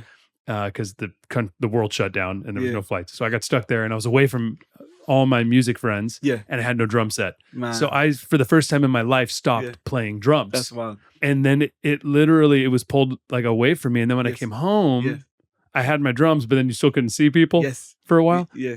And I lost touch with my drums. I know what you mean. Yeah. For the first time ever in my life. Yeah. 20 years of playing all day, every day. And ever since then, it's been hard for me I've never been able to get back to where I was as a drummer. I see what you mean. Okay, you know? okay, yeah. And I have these other things that I love doing. I'm fulfilled in other ways. Up your world, though. Maybe because you're not as, like, you were distracted solely by that. That was everything, right? Yeah. Your head was in that. Yeah. And now it's opened up a whole other world for you. That's incredible. It's opened up a whole other world. Like I'm definitely lucky. I can't complain, and I'm fulfilled still in other ways. Yeah. Like obviously, I love jamming, right? Yes. And like, and I look at the podcast. Even this is a jam. This is an improv. It's a structured improv. Yeah, right? There's the structure, and we improv around it. So I look at this the same way as I look at if you were on guitar and I was on drums right now, and we just did that for 2 hours. Okay, sorry. Yeah, exactly that. A jam, whether it's a conversation or a musical conversation, is listening. Yeah. Listening is everything. Yeah. When do you talk? When do you not talk? Yeah. What do you contribute to a combo, which you know so well? And it's a lot different when you're making a Labyrinth album versus when you're making an LSD album or a Euphoria or whatever, when you have a group of collaborators to consider and listen and contribute, right? So yeah, man. So I totally understand what you're saying, but at the same time, I can't relate strictly because of my extrovertedness. Yeah. So that's why it's so interesting for me to hear. I get to be an extrovert on stage or like in these weird places, but I can literally stay in my house like for like months and never leave and just be fine. Because you're a star on stage, man. When it's like the Labyrinth show, you're amazing to watch, very captivating. So do you have to compartmentalize that, or is it? Do you get nervous about? No, so it's just another thing for you. It's just weird, and you're just alone on stage still, so you're still an introvert. Yeah, sometimes I'm alone on stage. Yeah. I don't mind it. Yeah, it's a weird. I think maybe the stage became exciting to me because, I guess it's always like, what's the challenge? And maybe that's what makes you excited about what you do. Is like, what's the challenge? Yes. If maybe you couldn't speak so well in or you weren't great at carrying conversations, like, okay, how do I work out how to be a conversationalist, you know? And on stage for me it was I love the uncomfortability of being in front of thousands of people, if not hundreds or whatever, and having to like kind of weave the energy of the room and make it make sense. And like, how do you deal with that uncomfortability? Sometimes when I was coming up, I would stand on stage in silence and just feel that feeling of like just kind of just put down like, oh, do I look like an idiot right now? I don't know. Are people interested? And just be in that energy for a second. Yeah. And that was really beautiful to me. And that's what made me love the stage is that experience of going, okay, can I stand up in front of this energy and just be like, cool, we're good. Yeah. But it takes a lot. It takes a lot to be in it. You have a very healthy mindset, my friend. Really? You do. For being stuck in the studio and not talking to anyone besides your family. True.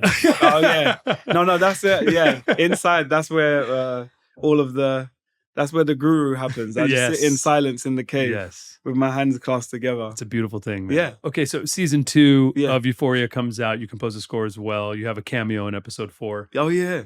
You forgot about that? Yeah. I know. Nominated for 2 more Emmys. Yeah. So season 3, 2026, HBO announces that you're going to score it. Yeah. And then you famously tweet or Instagram. Yeah. I'm done with this industry. Fuck Columbia. Double fuck Euphoria. I'm out. Thank you and good night. Yeah. What happened? Oh, man. What happened? I think, first of all, a lot of artists and people and fans, everyone really resonated with you on that. Yeah. I'll just say that because I think a lot of people may feel some way inside, but they don't say it. I think that a lot of artists in this industry, and we've spoken about quite a few things of my experience in the music industry, is that we're in an environment that we don't own, but it needs us. Perfect example is we have loads of streaming services that have built companies off of our music and off of our creativity.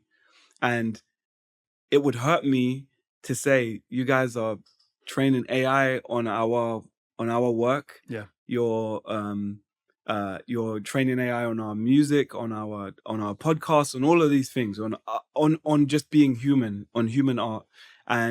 But at the same time, I need you to look famous, and I need you to look like to be number one. I need you to look valuable to my audience. Yeah. And so I think that's very challenging because it feels like you're kind of being pimped. Like it feels like, and it feels like you can't really challenge what's going on around you because it hurts your business. Yeah. And I think for me, I got tired of that experience of being in this industry that is part business, part creative, part art, Yeah. and the relationship between those two worlds can become very blurred and very I would say artificial and kind of soulless, Yeah. because it's yeah, I think it's challenging when the people that run the industry don't understand the language that created it. Totally. Yeah, Absolutely. and so for me, and I'm sure you probably have that with musicians that come to your jam. Of course. It's like, if you come here with your ego, you're killing all of us. Everything. You're Everything dies. You're killing all of us. Like, you're playing loud. You need to play every scale that you thought of in your head. You need to show the whole audience that you're important. And it's like, that's not a conversation. That's you. That's just you on your own. Yeah. And I really I feel sad that this industry encourages us all to communicate that way. Yeah. We walk in a room, I need to tell you how many records I sold. I need to like kind of walk in with my status chart. Yeah. And that also creates a behavior between humans where I treat you my energy, my kind of respect towards you changes based on how valuable your company is, or how valuable your brand is. Oh yeah. And I just don't believe in that. And I think there's so many things in our society, in our system, in our industries that are creating this very soulless behavior where it's like, I can't meet you as a human, and I can't be like, like a person that loved his craft, that lived for drums, and now has evolved into something that is actually giving life and music to other people. And he also is able to understand those people that he's bringing into this jam world. Mm-hmm. And it's like, that's special. That's human connection. But if your ego was in it, it would be like, I need all these musicians to make my jam look great. And when they disappear from here, I don't care where they're going, who they are, as long as they make my jam look good. And it's like, that's not human to me. Yeah. Yeah. And so I feel like the post was very much about that language that I really don't believe in it. And I've been in front of it for most of my career. Yeah. And I've experienced that in the music industry and the film industry multiple times. And I was like, I can't do this. Like, and in that moment, I was like, I'm done. I quit. It's a hard moment. Yeah. I was like, I'm out. If I need to go sell coconuts, I've talked to my manager about this. I was like, if I need to go sell coconuts in the Caribbean and live in a hut with my family, I'm ready to do it. Like, that's how serious I was. Like, and since then, I've just been like, I want to find my way of being in this industry or communicating with my peers, and I want to change my behavior, some of my habitual behavior, because you get turned into that. I think humans do that. We're pack animals, and it's like nobody says it in the room, but everybody follows suit. Yeah. So it's like, okay, if I need to bring my numbers in the room, then I guess that's what my hero did. So I'm gonna do the same. And before you know it, everyone just speaks that language. And if you ask people why do we behave like this, it would just be like, that's just what we do. Yeah. And you're like, but who said that's just what we do? We just decided. There's been like a unspoken language or unspoken agreement in the room. Yeah. And I think that agreement needs to be readjusted personally for me. I feel you.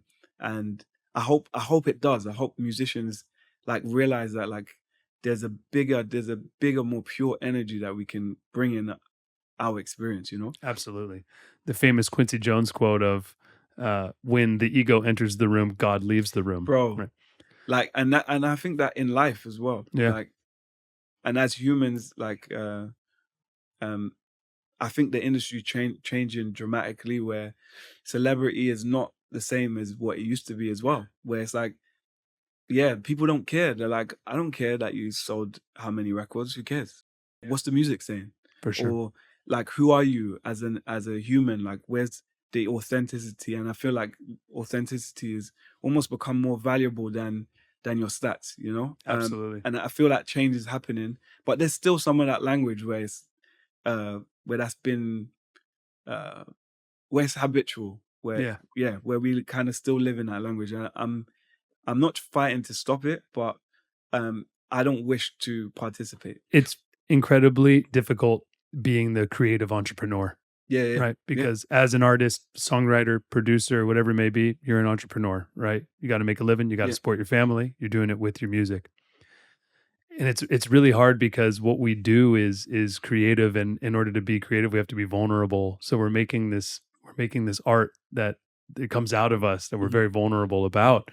And then you tie business into it, and it's just like oil and water, right? Yeah. And it's really hard, and that's just something that so many, like every artist, songwriter, creative person in the world can relate to, right? And for some artists, it's completely crippling, and they can't handle any sort of business talk or anything. And then other artists are like, I can compartmentalize, I can do it, whatever. There's a whole spectrum of that, of course. Like, I think even if we go one bigger or like a step further, is like business has a bad language also. Yeah. Like, so it's like consumerism, manipulation, like to manipulate someone into buying your product, even if it may not be that great, and to value yourself off of selling loads of people things that you don't think are that substantial or supportive to the buyer or the customer. I think that's a weird way to think as a human. And like most of the world we've kind of been conditioned into thinking that. Same way you just said entrepreneur. I'm not an entrepreneur. I don't think of myself as one. I think of myself as a musician that has become a businessman accidentally, honestly. Yes. And I think most artists end up, especially like musicians or creatives, if they're not like kind of sensitive to the industry in that way, or they're not following suit, and they just been this guy and his guitar in his room, he unknowingly becomes a CEO of a company as soon as his music becomes successful. And then the environment that or the team and the like kind of boardroom that gets created around him then starts to advise him. And just like we said earlier on, where it's like after I won an Emmy, everybody was talking about an EGOT. And I was like, I never thought of an EGOT in my life. But, but that influence just becomes the norm. It's like, why do we want an EGOT? Why do you need a Grammy? Why do you need an Emmy? Why do we need this? And not that I'm trying to diss these kind of like goals or whatever. No, and these like kind of companies or these names and these like kind of what do you call them?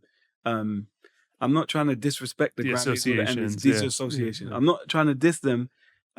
Like they worked hard at building what they've built, but like they've become the pinnacle of what makes me think I'm successful at what I do. They've become the pinnacle of what makes me say I value my music and make other people say they value my music. And that means that musicians are now like believe that if their music sells, then it's important. When it should have just been important in the room. And I know Prince has said stuff about that, and a lot of musicians have said stuff about that. For sure. But like, even that, like between those two worlds, I find that challenging. That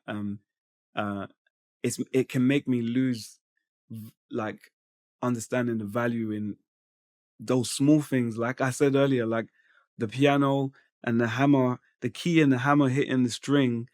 Like it's literally like I leave Earth when I hear those tones. When I hear those different materials connect with each other. The wood.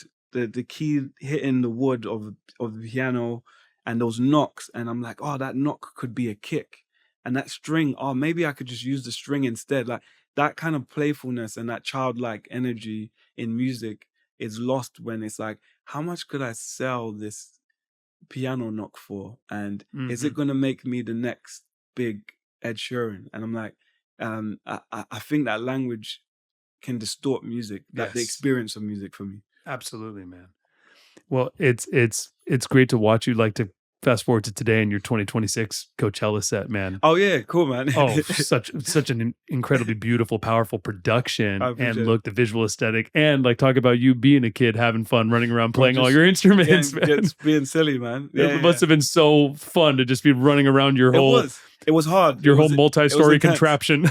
No, it was intense. It was a lot, but it was enjoyable because I forced myself to be like, go and enjoy yourself. Yes. And there was a lot of challenges on the way. You know how it is with putting gigs together. It's insane. So, Especially a festival, throw and go, turn around on the production. bro, and like literally, we had a basically we had a guy. I don't know if you know this, but we had a guy basically. He had a gun outside our rehearsal room before Coachella. So you do these production rehearsals, and in order to do a production rehearsal, you need to do Build a warehouse. You've done it, yeah. So we built the whole show, and I didn't have that much production rehearsal because I was like, okay, we pretty much got the show, and then we go to do the show. We only have like a certain amount of hours. We lose like a considerable amount of time because SWAT team comes around. Police are like, you need to stop rehearsing. So we spent 5 hours or 6 hours standing there, just like, don't make any sound. Oh, that had nothing to do with your show. That had nothing to do with the show. What? Yeah, and so like that happened on the way to doing the show, this performance, and that was like a wild like experience of like having to just be like, Lab, you spent all this money, you put this show together. Stuff happens on the way, you got to figure it out, and that's what like was going on the way to the show. Where there was so many challenges, but I was like, I'm just gonna try and enjoy myself, even with all the all the difficult kind of all the setbacks. Dude, it looks so cool with like you in the all red and the gas mask. And oh, sick! Yeah, so that's great. Sick. I'm glad someone appreciated it. I think a lot of people appreciated that's it. good. Yeah. A lot of people not in their studios. Yeah. Appreciate it. Yeah, man, it was such a fun, powerful set. You running around, like I'm like thinking of the set list, like cues, like go upstairs. yeah, I know, it's so fun. Oh yeah, that's right. That's exactly what happens in the middle. I don't know how people do performance. Do you know who I was thought about? Is like Beyoncé. Like, her show is so insane. Yeah, and it's like there's so many different like changes. There's outfit changes. I'm like, I know the stamina. Yeah, my inners sound like okay, 1, 2, 3, 4, chorus, or like like a certain part in the song. So I'm like, what does yours sound like? Because you got choreography, outfit change. It must sound like she. I'm like, how do you even remember the lyrics? Because you've just got, you know what I mean? Like, hey, I'm looking so crazy right now. Chorus 2. Yeah, so crazy right now. Yeah. Run to the left. Change into your jeans. Watch out for pyro. yeah. Oh, I'm looking so crazy. What pyro? Pyro explodes in 3. Stage it's left clear. You're just like, it's madness. It's like an air traffic controller. It's really wild. Like if people could hear artists in it on stage, it sounds insane. Well, that's why she does like 6 months of like production rehearsals on her. Yeah. I've learned how to. I've always found the ability to ignore it, which was I think is a good talent because it's pretty hard to have someone shouting in your eyes. I had a choreographer on the last one when I did it with when was that? 2018.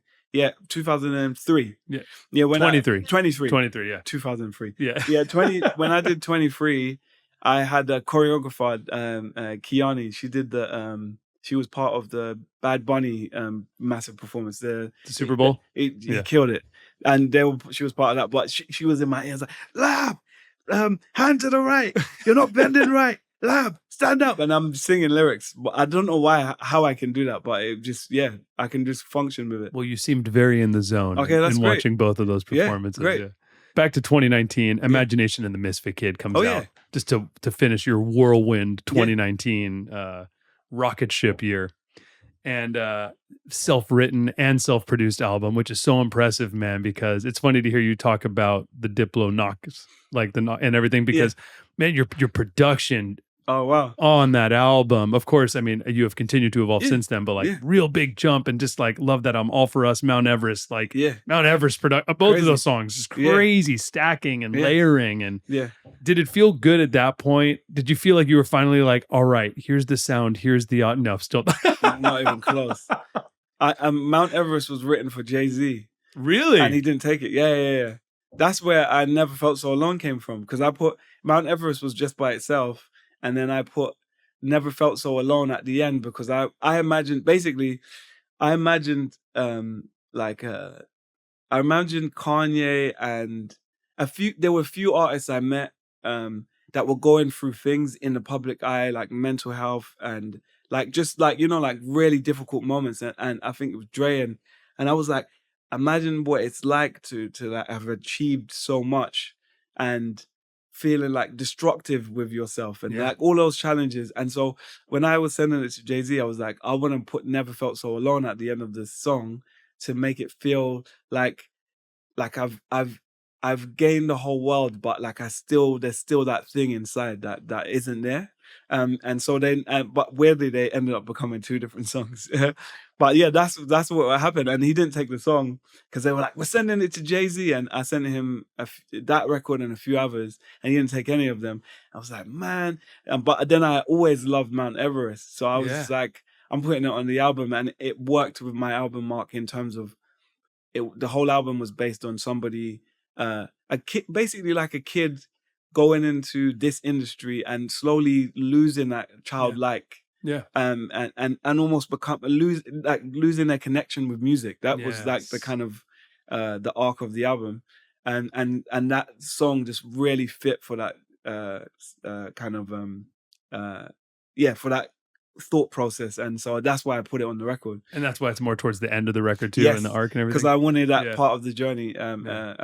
But yeah, I remember playing the record to a bunch of people, and they were just like, oh, "Okay, yeah, such a no-brainer in my opinion." Nobody got Mount Everest. When I played it, I played it in front of a few friends, and they were just like, "Cool, all right then." And I was like, "Is this that bad? Like people don't like it?" And I was like, "I love this record," and then it just found its own legs. Yeah. One of my favorite quotes is, "The creative adult is the child who survived." I love that. And it reminds me of man. That's what I've been trying to do, is protect that kid. Okay, so ends and begins. Yeah.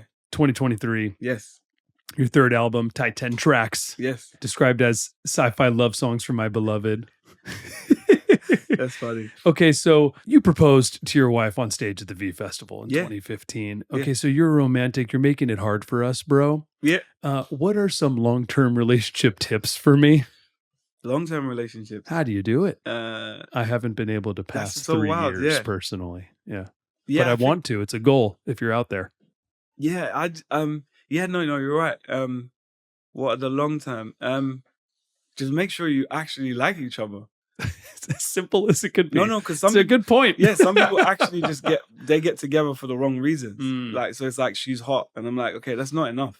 Yeah, she's hot is gonna fade out at some point, and he's hot, or he's got stuff, or she's got, like, all that stuff, like surface stuff, really wears off. So it's like, do I really like this person, and do I like our connection? And then when me and my wife moved in together, that was really early on. I was worried because I was like, this is going to be over if it doesn't work, you know. So to even try out living together before you get married or become a family, I think it makes a difference, because you know you can you can exist around each other. Yes. Yeah. So from a long period of time, it's actually being open, because you become different people while you're together. Yeah. And that's really challenging, because you're like, I'm actually the person I met when I met you they're not there anymore. They want different things. They're mental health changes, all of these things change. Yeah. And so it's being open and being ready to explore the new person that you meet. And that's really beautiful, though. Like, when you get over the humps, it's like, wow, like, we survived it. It's so powerful when you survive it. Your studio in which you hole up in the most. Yeah. Is that at home or off site? I shouldn't have it at home, but it is at home. I spend most of my time, like, I love being a father. Yeah. And I love making music. So those things are right next to each other for me. Oh, man. And so, like, I come from my bouncy castle with my kids. Like, they have like this assault course, bouncy castle. Yeah. We'll play music, do backflips, do crazy shit. And then I'll just be like, okay, cool, I'm going to go finish this song. Then I'll go and write. And so that's like, for me, that's like, I'm having the best time with, like, because I love those two things. I love being a father, and I love, like, creating music. That's beautiful, man. When you're doing the bouncy castle and then you jump into the studio, does that make you want to make music like Diplo more? No, but it's so funny. Yeah. I go from the bouncy castle and then from the bouncy castle. This dark time. Yeah. Just like, what? What happened? All sad and emotional. It's like, dude, you were just jumping up and down with the kids. That's probably why I keep writing darker songs, or like more sad, somber songs, is because when I'm with my kids, we just do mad stuff. They love like Korean, Japanese pop. For The some K-pop, reason. the J-pop. They really love it. And they don't really know many pop records. So yeah, we'll go from like super happy, like anime pop. Yeah. And then I'll go in the studio and I'll be like, where's the darkest bass line I can find? The J-pop stuff is crazy. It's incredible. The high-pitched vocal and all that stuff. I know. Yeah, and do you know what? They have a lot of like kind of wild, like kind of like 2-5-1 changes that are just not in pop music. That Japanese, like K-pop and J-pop, like there's some changes that I'm like, what? Really? Was this what we're doing? And they evolve quite extremely, like through the record. Especially like the K-pop is like this like hyper pop that's incredible. The J-pop to me is like so intellectual in these certain, like you're saying, these chord changes, progressions. Have you heard Hatsune Miku? No, Are they listening to Hatsune Miku? My God, am I missing out? Play that for the kids. Okay, cool. They'll go wild. J-pop anime artist. Yes. It's an anime artist, been around for 15 years. I just built the band for Hatsune Miku for her, the tour she's on right now. Okay. Shredders playing the craziest. Bro, mad. Yes, that's right. That's what I'm saying. And if you listen closely, you're like, what the hell? These guys are like machines. Yeah. Like, literally. I'll send you Miku to send to them. That's what's happened for me with my kids. I'm like, why are you playing this? Wait, whoa, what's that chord? That's so funny. All right, let's go back down to the tempo of your music. Yes. Never felt so We definitely alone. have ADHD. Never. This conversation is like, well, are we in the past? Are we in the future? What's going on here? Like, we're in everything. Yeah, I know. Look, we're making it, man. Yeah. We're making it. We're quantum leaping. Okay. That's what we do, yeah. Let's bring it back down to 90 BPMs.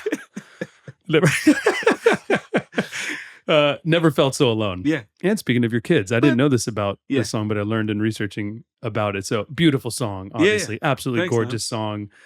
Absolutely stacked song. Yeah. So you got Billie Eilish singing on that song with you. Yeah. And you produced it with Finneas. And the co-writers on this track include yourself, Billie Eilish, Finneas, Romans, Fred again, and 2 of your children. Yeah. What is the story there? If people listen closely on a lot of my records, even on All For Us, they'll hear a kid somewhere. Daddy! Like there's always something. You need to drop that as a sample pack. Yeah. And even on my like recent release, Cosmic Opera Act 1, my daughter comes in and they will just come in and they'll be like, I don't like that lyric. And so there was a record called Implosion. One of my favorites. Okay, sick. Yeah. Thank you. She was like, so hard. Yeah, it's wild. Yeah. And I was like, it was like, go.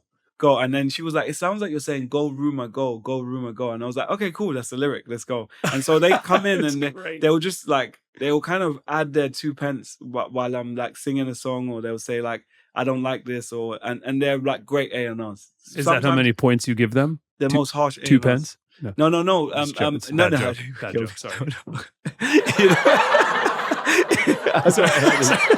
It's a laughing joke. Billie Eilish and Finneas. Yeah. What is it like working with those siblings on a project? Finneas, I worked with years ago, and we did a session, and I remember everyone's like, he's a difficult guy. He's like very focused in the session, and then I loved him. He was just like such a good vibe. We had a great time, and I think maybe he's a fan of people that like have musical ability and don't have tricks. So I think when we got in the session, it was the same as the Sia session where I'm just like, I hear chords, and then he was like, "You're one of those, cool, I'm in." So that's kind of how our first session. And then Billie, we did it remotely because I think at the time she was doing stuff. I think I was I might have been in the UK, but I found that she was very like what's the word? She was really invested. Like she wants to make it great. That's what I got from her. She really wanted and she would do everything to make the record great or work it. And so I had a good time. The business side, but the creative process I think was really nice. That's nice. Yeah. And you've performed it together multiple times. Yeah. You performed it with her on her tour. She performed it with you at Coachella. Yeah. Which was awesome. That video lives on YouTube. Yeah, that was crazy. it really, I think it came to life. It adds like a new dimension to that it was song. definitely like, even when we were putting the show together, it was fun. Like, cause like especially my 2023 Coachella performance, I was really like everything. I was like, okay, at this moment, this is gonna happen, and we really orchestrated the show, and it really went down well. So like with her, it was so fun because I was like, nobody knows this is gonna happen. So I told the lighting man, I was like, just keep the lights dark, and I'm gonna be just performing by myself. And then all of a sudden, once the lights come up, they're gonna see that she's there. And once the lights came up, it was so noisy. Like I was like, I can't hear shit. I was like, I'm going deaf. It was crazy in that tent, and that was a fun experience. It's a lot. Yeah. That was your star-studded Coachella performance. You brought out Sia and Zendaya, and I know it was Billie really Eilish. And I know with this one, I just was like, nope, I'm just gonna get like, I maybe would have done it, but it was very challenging to get the last show we did together. But 2023 was like a lot of the planets aligned because Zendaya wasn't gonna do it. I think she was in another town at the time, so it just all worked out. Yeah, it was just at last minute. Literally everything was last minute. Sia called me and was like, "Lab, I'm coming to do Coachella." I was like, "Cool, great." It was literally like that. And then I called my manager at the time called Billie and was like, "Do you want to do this song with Lab?" And she was like, "I would love to." And then it was just that. Kind of like 2019. Yeah. It all worked out. Yeah. But I like that you did what you did in 2026. Yeah. Completely different shows, completely different times in your life. Yes. You know, it makes sense for that to be the 23 show. That's exactly the vibe. What did Fred again do on that track? Finneas and Fred. Actually, Finneas did, like, he made a synth sound that I loved and I wanted to use the record, but the record was going to be too long. Yeah. So I didn't end up using it. But I was like, maybe I'll put it somewhere. But like he's a sick sound designer. Yeah. So I just really enjoyed the synth that he put together. And then, and then of course he recorded and vocal produced Billie. Yeah. And then Fred came with this dirty bass line because I kind of got stuck with the first verse and up to the chorus, and I was like, oh, where do we go with this chorus? It's not hitting right. Kind of like a Diplo moment where I was like, the sound ain't right. And then Fred came in because Sam knew him really well and invited him into my session. And then he was like, oh, I got an idea. And then he literally came out with his laptop and was using the laptop keyboard, you know, like the keypad. Playing on the keypad. Yeah, then she was like, and I was like, yo, that's what I needed. And so he just threw those in. It's awesome. It was sick. It was really wonderful. That's a fun collab. Yeah, it was super fun. All right, so speaking of collabs, we're going to close on this collab and then we're going to get into the Cosmic Opera. But Beyoncé. Yeah. Beyoncé, man. So you do Spirit. On The Lion King. Yeah. Biggest song from that album. Yeah. Co-wrote and co-produced it with Ilya. Yeah. And Beyoncé. I should send you my version. It was super fun. There's a different version? Yeah. I wrote the song and then she did so I did a version and then with Ilya. Yeah. And then we sent this song to Beyoncé. So then it evolved into that song? Yeah. Were you working with Beyoncé or did they just take your song? So me and Ilya wrote this song. Yeah. We brought it to Beyoncé and it got sent to Beyoncé and Hans Zimmer, who I ended up crossing paths with again. And he and they evolved the song. So they made like changes or readjust lyrics and stuff like that kind of like evolved it into what it is now. But the original version was super fun as well. I really enjoyed it. Yeah, what is she like? It was like Beyoncé. We didn't work in the same room, but I like through the grapevine, like I found her vibe very respectful, loving, and it felt like there was a good energy, if that makes sense. Yeah. We haven't met yet, but I've been asked to make songs for her. Maybe her team likes my songs, or she does. I don't know, but I've been asked to make songs for her like quite a few times, or like she's wanted songs that I've written. Yeah. But yeah, the vibe was always sweet, honestly. It's crazy that there was no bouginess. That's nice. Yeah. The file sharing generation that we have just grown up and lived in for our professional careers. Literally. Like, it's funny because when I talk to friends that were producing in like the 60s, the 70s, the 80s. You were in the room. You were in the room. You're recording the tape, cutting the tape in order to make a loop. You like all this different stuff. But imagine those sessions. It's so crazy to have collaborations with people and have a piece of history, because you having that with Beyonce, or you having that with any collaboration you do with any artist is history forever. That'll live past us. And it's crazy that you can have that like intimate, special connection with someone that you haven't actually met yet. It's so wild. I've had loads of those moments where it's just like, a lot of things happen in COVID as well. So it was hard to be in the same room. Sometimes it's like you were all in our own worlds. I'm building a show, or I'm writing an album, or she's like going on tour. So things clash. I don't know if I love that though. I think I like the idea of being in the same room. The intimacy and sharing that space. It's hard to be in the same room because, especially when you're different people, it can be challenging if your personalities don't click. Like I've had sessions. That's what made me stop doing sessions. It was like when you clash with someone or it doesn't click, it can be grating, because you're kind of like, now we're gonna do a full day in this session. We don't agree musically, like that can happen as a musician where you're just not aligned. But I think having a personal experience with someone while writing a song, I think is why I notice a lot of artists are not actually taking songs. Like before, it was kind of very popular, and it would be like, just send us a song. I remember I've sent songs out now, and they're like, I'd rather meet you. Like, and I really appreciate that. I'd rather that experience, because I'm like, we're artists, we're humans. Like, let's see the whites of each other's eyes. Let's build something from a raw moment, not just like hit send on like an email chain, Absolutely. Yeah. So much better. Yep, way better. So now here we are, 2026. You have successfully deployed the Cosmic Opera 1 and 2. 2 is now out. I really love it. I think it's my favorite of all of your albums, bro. Oh, wow. That's wild. It really speaks to me. It's such a it's so musical. Yeah. Which one are you talking about? 2? The Cosmic Opera 1 and 2. 1 and 2 they're different, but they're a cohesive piece. That's right. Yeah. I mean, if I had to choose a favorite, probably Implosion, just because I love a nasty beat. Silly. Yeah. Is that you doing all the string and horn arrangements? Yeah, that was me. Your arrangements are crazy, bro. I appreciate it, man. How are you doing that? Like, what are you using? That's what I took time to do. Like, I think that's like I said, it's been exploration for me. So I would make libraries, find libraries. I would use like Spitfire, like BBC stuff, use like Contact stuff, as well as Cine samples, and mesh stuff together. I would get sounds in my room and make like string sounds.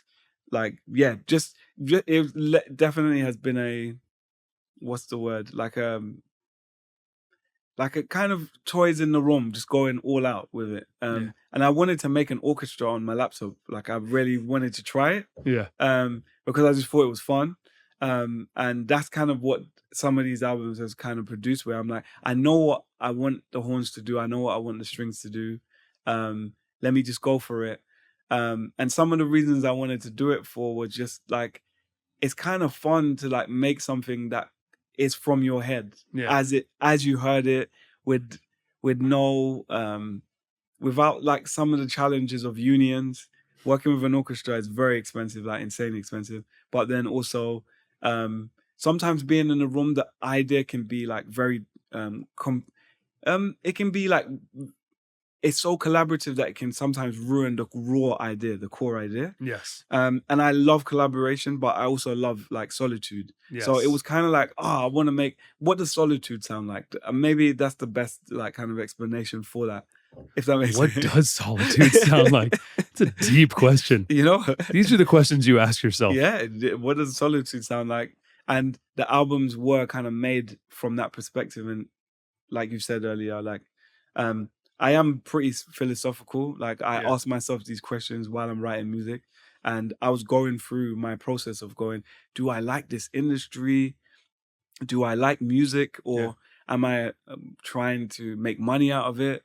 Do I care about the inner child? Like we were talking about earlier. It's like, your creativity is like your inner child. So I'm like, am I being a bad parent?